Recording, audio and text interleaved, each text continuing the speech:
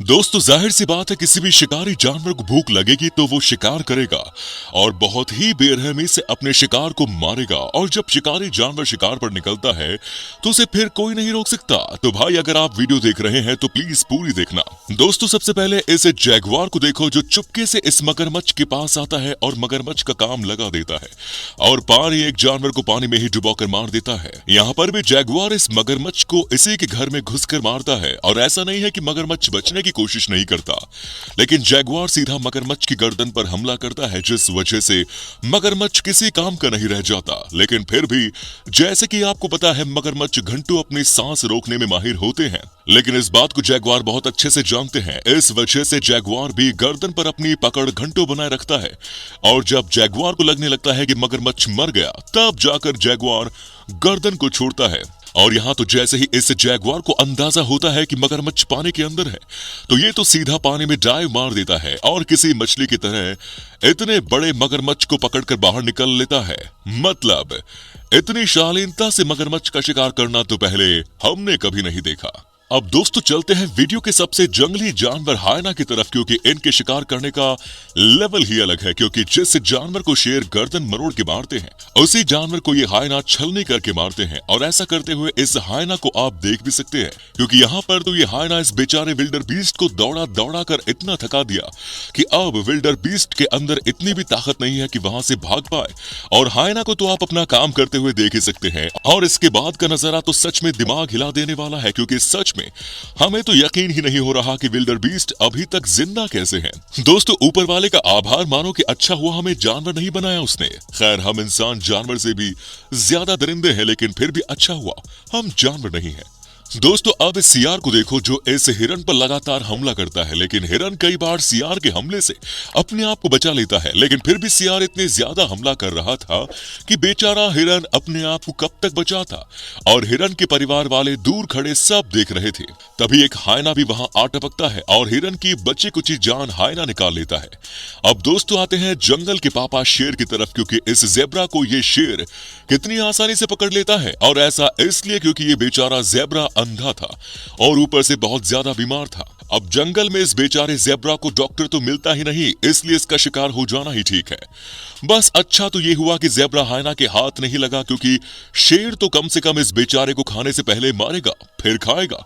और यहाँ पर शेर ने अपना जलवा इस जेब्रा को दिखा रही है और मिलकर इस जेब्रा की सांस आखिर ये शेरनी रोक ही देती है। अब यहाँ पर ये दोनों कुडू आपस में एक दूसरे को अपनी ताकत दिखा रहे थे, तभी शेरनी वहां पहुंचकर अपनी ताकत दिखाने लगती है और एक बार शेर ने कुडू को जमीन पर गिरा दिया और फिर इनके सिंग किसी काम के नहीं रह जाते और फिर शेर इनका शिकार कर ही लेते हैं। अब दोस्तों इस जानवर का नाम टोपी है और शेर इसे सच में टोपी पहना देता है और इसे जानवर को स्टैग रॉन कहते हैं। जैसे ये दोनों शेरनी मिलकर बहुत मारने की कोशिश करती है, लेकिन ये जानवर जैसे हार मानने का नाम ही नहीं लेता। लेकिन इस बेचारे को इन शेरनी ने इतना काटा होता है कि अब तो ये बेचारा सही से खड़ा भी नहीं हो पा रहा और फिर ये आखिरी हमला और ऐसे जानवर का काम लग जाता है। और यहाँ पर जब शेरों को कुछ नहीं मिला तो फिर इन दोनों शेरों ने इस हायना की गर्दन तोड़ना सही समझा, लेकिन हायना भी इन शेरों से बचने की बहुत कोशिश करता है। लेकिन इतने ताकतवर जानवर के आगे इस हायना की कहां चलने वाली है। और यहाँ तो ये हायना जान बचाकर इस शेर से भाग रहा, लेकिन इसकी किस्मत खराब थी और मारा गया। और इन शेरों ने तो पहले इस काले हिरन का शिकार किया और फिर झाड़ियों में उसे छुपा दिया और इसके बाद पानी पीने लगे। मतलब लगता तो ऐसा है जैसे रात का खाना है। अब ये भैंसे को देखो, जैसे ये 3-4 शेर मिलकर परेशान कर रहे थे और एक शेर तो भैंसे के पिछवाड़े पर लटक गया, लेकिन भैंस जैसे ही कार पर अपनी सींग मारता है वैसे ही शेर के समझ में आ जाता है कि यहां से निकल लो वरना अब उसकी बारी है। और यहाँ पर पहले तो शेर इन भैंसों को भागने पर मजबूर कर देते हैं और इन भैंसों में से सबसे कमजोर हमला करते हैं, लेकिन इतनी मेहनत करने के बाद भी शेरों की दाल नहीं गलती, क्योंकि भैंसे अपने कमजोर साथियों की हमेशा मदद करते हैं।